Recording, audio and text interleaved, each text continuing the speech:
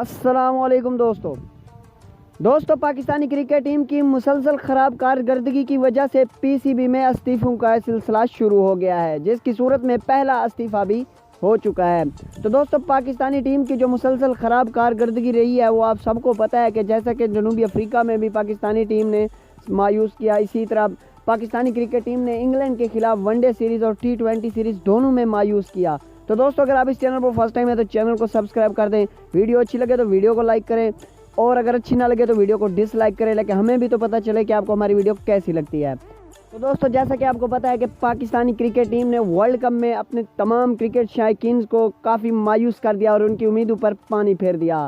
दोस्तों वैसे तो पाकिस्तानी टीम की मुसलसल ख़राब कारकर्दगी के जिम्मेदार पूरे पीसीबी के अहदेदारान और कौमी टीम की सिलेक्शन कमेटी और साथ साथ पाकिस्तानी टीम के खिलाड़ी भी हैं, लेकिन अभी जो कुर्बानी का बकरा बनाया गया है वो है मोहसिन खान।